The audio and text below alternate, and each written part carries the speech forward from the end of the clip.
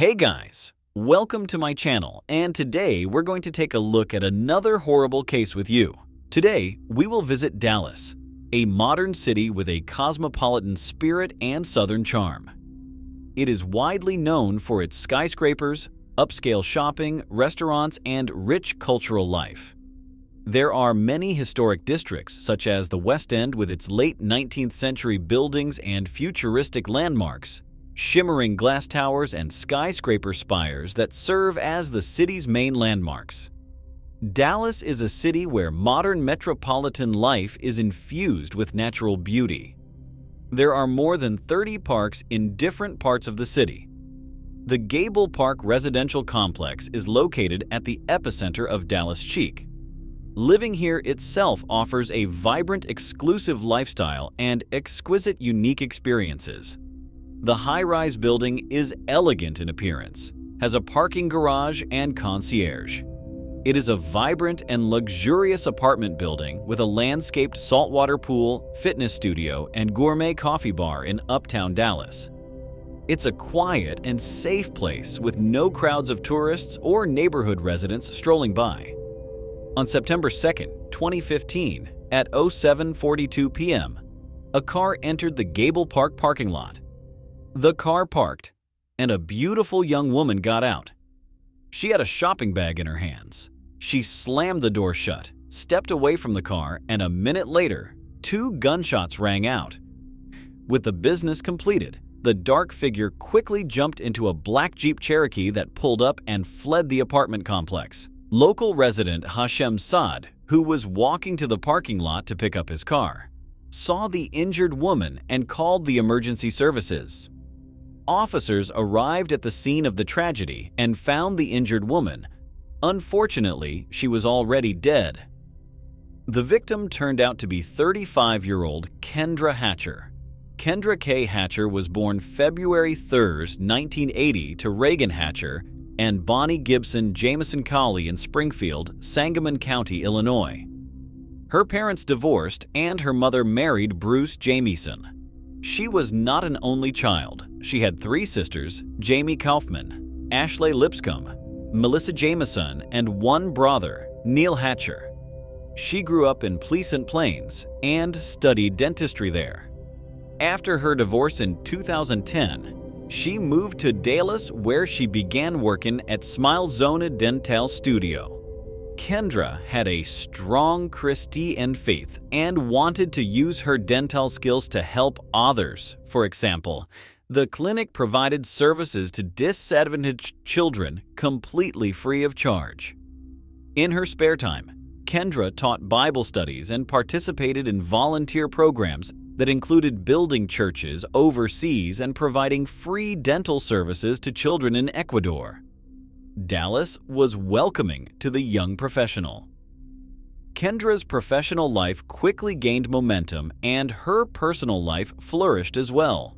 On May 24, 2015, Kendra began dating Dr. Ricardo Paniagua. Kendra and Ricardo met through a dating app, and from their first date, they were inseparable. They both had similar values, interests, and wanted the same things in life. Ricardo was finishing his residency in dermatology at the University of Texas Southwestern Medical Center, and even though they had only been in a relationship for a few months, the young men were already discussing their upcoming marriage. However, an incident in a parking lot took the life of his beloved woman and cut short all future plans.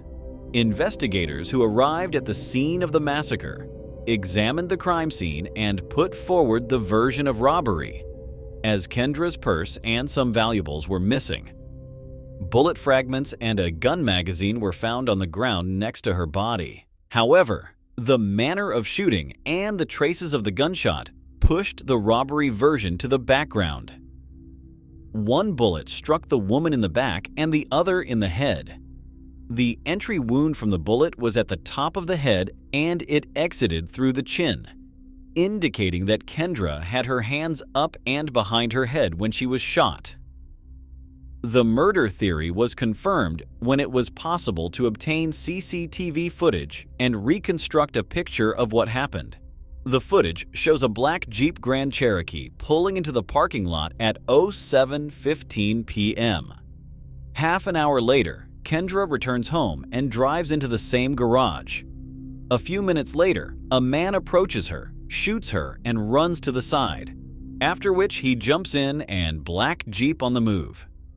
The videos were of poor quality and the crime scene itself was not visible on them. It was impossible to identify the assailants, but the vehicle was put on a wanted list. It was decided to place the camera footage, images of the Jeep and the driver in the media. The authorities appealed to the public for help, and it helped. Police were contacted by a man named Jose Luis Ortiz. He reported that the car in the footage belonged to him. But Jose wasn't involved in the shooting and he wasn't driving it. When questioned, Jose explained that on the morning of September 2nd, he was approached by two of his girlfriends, Brenda Delgado and Crystal Cortez. They asked Jose to repair their car and, in return, to lend them his Jeep until the evening. The man agreed.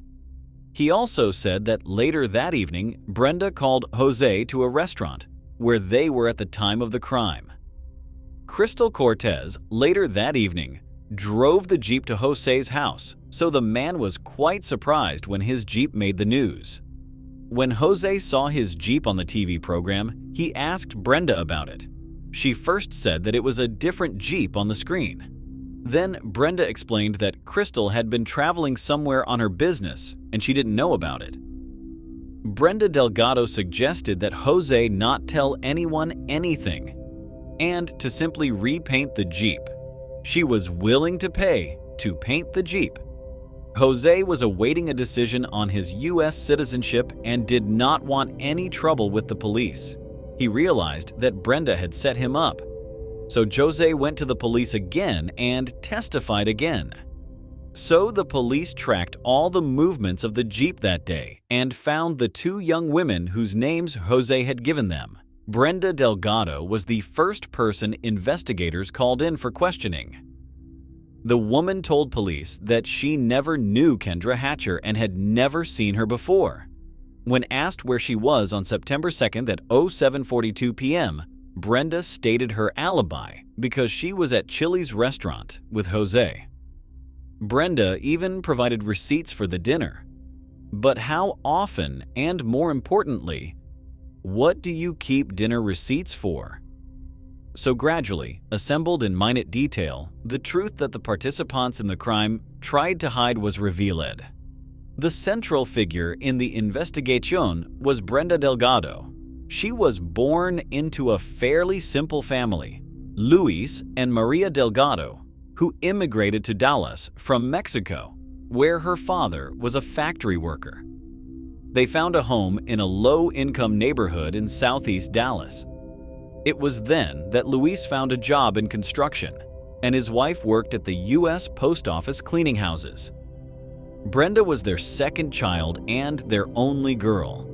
Not only was she an excellent student who was loved by her teachers, but she also worked part-time at a flower store and as a waitress.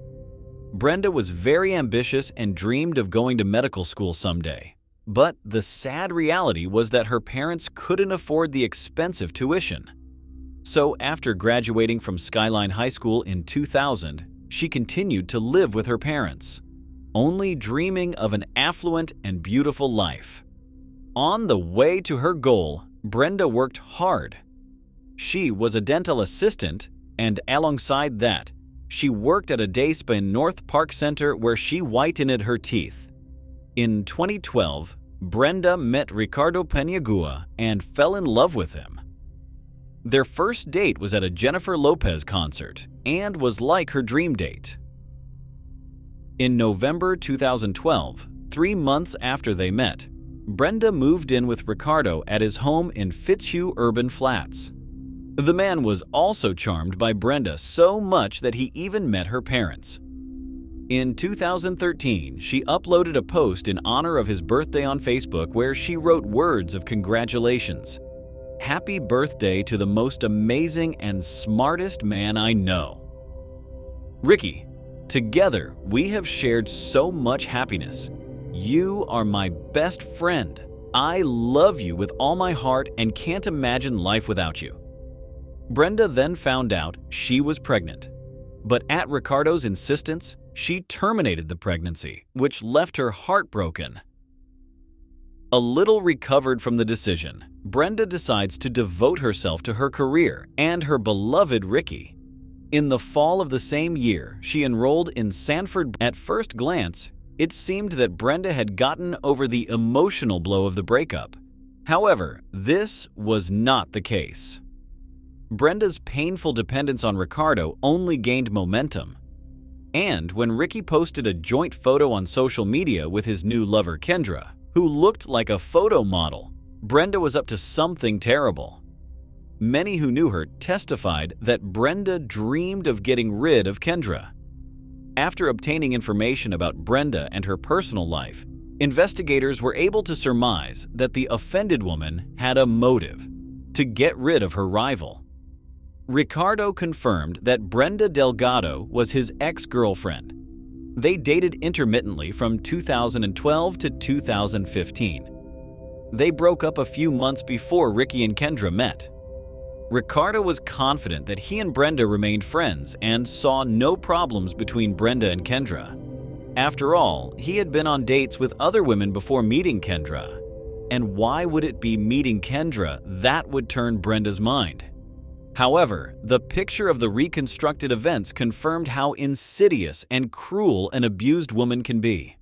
Brenda Delgado thought she had devised the perfect plan to win back her former lover and rid him of the superfluous figure, Kendra Hatcher. At first, she established communication with Ricardo pretending to be his best friend, provided all kinds of support, was interested in how he and Kendra are progressing in their relationship. Secretly, she knew everything about their plans for the future, and Ricardo believed that this is a sincere interest. But it's a shame that men know women so poorly and sometimes blindly trust them. After Ricardo learned that Kendra had died, he shared his grief with Brenda via text message, and she supported her friend in every way possible and offered to do anything for him. Ricky had no way of guessing his ex's true motives. As it turned out, Brenda had been playing her own game for months. She had opened Ricardo's mail and knew about all his plans with Kendra, even where and when they had booked tickets. All of this was infuriating to Brenda. She longed to be rid of Kendra Hatcher, truly believing that she had taken her place. Brenda transferred Ricardo's account to her phone and kept tabs on him. Following Ricky and Kendra practically became her raison d'etre. Brenda became completely dependent on the stalking. She quit her job and devoted all her time to realizing her goals. Over time, a cruel and terrifying plan was born in Brenda's mind: to kill the hated Kendra and take her place beside her lover. For its realization, Brenda addressed to many of her acquaintances with an offer for money to harm Kendra Hatcher. Thus, through mutual acquaintances, she found a single mother, 21-year-old Crystal Cortez, who, because of the big financial problems, just for $500 was ready to help her.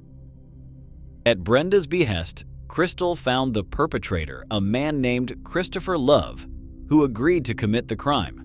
Crystal handed Christopher $500 from Brenda, as well as 2 types of illegal substances. Several two women followed Kendra to learn her habits and daily schedule, to further select the location and time of the crime. On September 2, 2015, they took Jose's car. Crystal and Christopher Love waited for Kendra in the parking lot. They did not pursue her on her way home from work because they were afraid of falling behind her in traffic. In the evening, the criminals completed their devious plan and were rewarded for a job well done. A few days after the crime, Crystal Cortez and Christopher Love were apprehended. The suspects denied their guilt and their presence at the scene of the crime. However, the situation changed when Love was found to have the gun that killed Kendra in the side compartment of the car. Crystal, on the other hand, was nervous and constantly confused in her testimony, telling different stories about the reasons for the appearance of the SUV in different parts of the city. So, at the first interrogation, Crystal admitted that she was the woman who was driving in the parking lot, but she arrived there at the will of an armed carjacker who got into the SUV and forced her into the parking lot that evening. She, wishing to remain innocent, gave false testimony, saying that her son was in the car with her. But this information was later not confirmed because no child was recorded on the cameras. As the interrogation continued and more evidence became available, Crystal changed her testimony and wanted to make a deal with the investigation. She agreed to testify and testify against Brenda in exchange for less time. She told police that Brenda wanted Kendra dead and the crime was her idea. According to Crystal, within 2 weeks of her meeting with Brenda, they began planning the crime. The police discovered that Brenda wasn't just unhappy that her relationship with Ricardo was over. She was obsessed and desperate to win him back. She pretended to Ricky that she was happy to be his loyal friend, but her life began to fall apart. She began to resent Kendra, believing that she had taken her place. According to Crystal, it was at this point that Brenda decided that she wanted to get rid of Kendra Hatcher. The perfect crime plan emerged in Brenda Delgado's mind. In testimony, Crystal detailed how Brenda devised the perfect crime. Enlisting each other's support, Brenda and Crystal began to formulate a plan to kill Kendra. They met many times and developed many plans. The original plan was to inject Kendra with illegal substances or sedatives and then get rid of her. But to avoid being under suspicion, Brenda needed a reliable enforcer and began looking for one. They drove around the scraggliest neighborhoods and asked a few people if they could help. That's how they met Christopher Love. He agreed to help and took an active part in deciding the modus operandi of the crime. The trio unanimously decided that the best way to kill was to shoot him because it was quick. While cooperating, Crystal revealed that the date of September 2nd was not chosen at random. Brenda knew that Kendra and Ricardo were planning a trip to Mexico, so it was decided to get rid of the woman before the happy vacation. Brenda told Crystal that she wanted the crime to look like a botched robbery. Next, the criminals chose the location of the massacre. For days, they desperately tracked Kendra's movements and recorded her minute by minute to make sure nothing changed on the appointed day. After work, they traced her route home and figured out how to discreetly enter the apartment complex's secure parking garage. On September 1st, 2015, they made a final check. On the day of the crime, early in the morning, Brenda and Crystal picked up the Jeep from Jose, then picked up Christopher along the way. Brenda was dropped off at the library in Carrollton so she would have an alibi, and Crystal and Christopher went to Kendra's apartment complex. They waited across the street for about 30 minutes, then drove to Kendra's place of employment. After waiting for their victim, they followed her but lost her in traffic, however. They returned to the house first and waited there. As soon as Kendra drove in, Christopher got out of the car. He was wearing gloves, approached Kendra with a gun, and shot her when she got out of the car. According to Crystal, she did not actually see the shooting but heard it. Crystal then drove Christopher home, picked up her son from his grandmother on the way, and later met Brenda at Jose's house where she handed him the Jeep. Thus, Brenda's dream came true. She was rid of her hated rival, and all she had to do was wait for her beloved Ricardo's message. Brenda was happy that she had managed to pull off the perfect crime.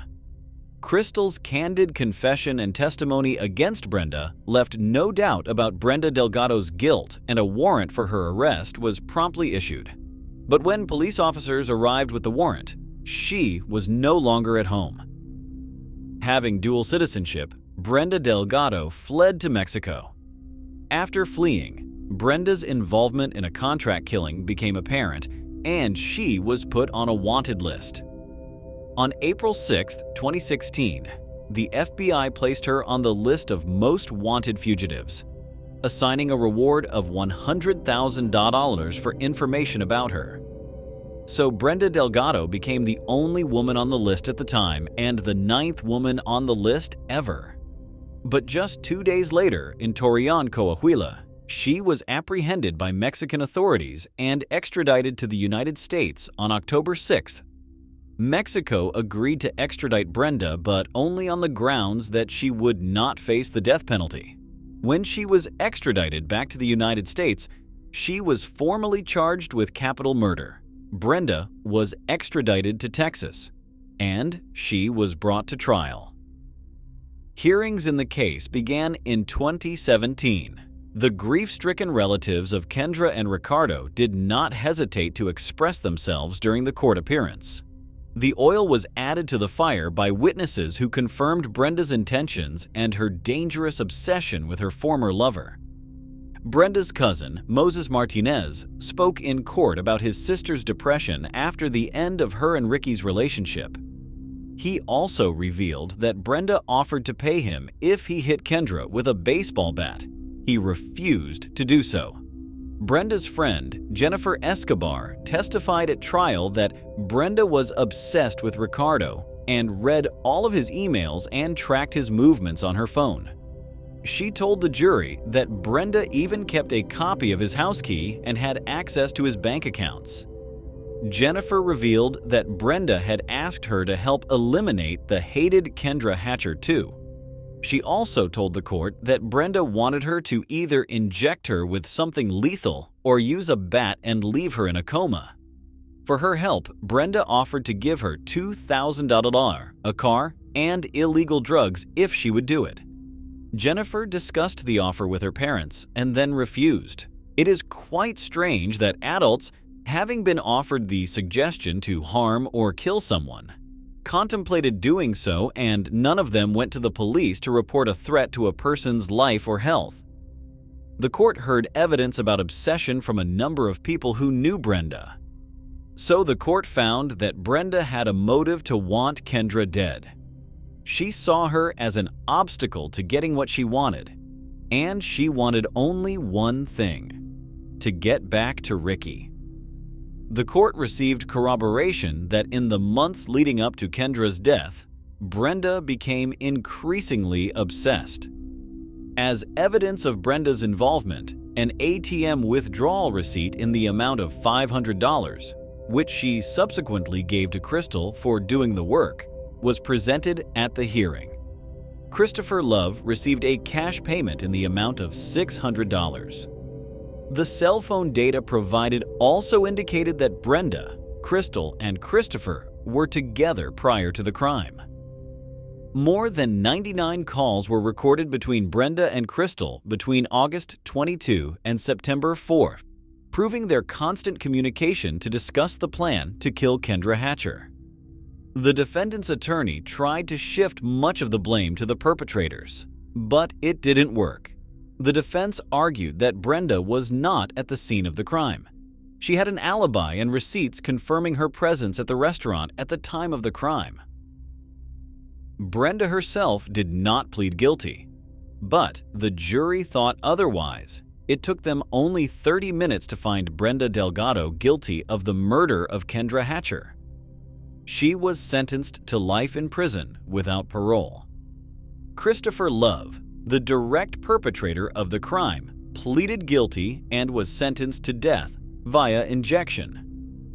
Crystal Cortez, in exchange for cooperating with the investigation and pleading guilty, received a sentence of 35 years in prison with parole eligibility. The family of Kendra Hatcher was satisfied with the court's decision and silently withdrew from the courtroom after the verdict. The Delgado family did not believe to the last that their Brenda could be involved. They knew her as a loving daughter and woman, healthy and with good family and Christian values. I hope this cautionary tale of female perfidy and mentally unhealthy obsessive love will leave a mark on every woman's soul and serve as a cautionary tale in new love relationships, for no man is worth a human life. Take care of yourself and be careful. Thanks for watching, guys. That was Steve with you. Subscribe to the channel. There are many more shocking stories to come.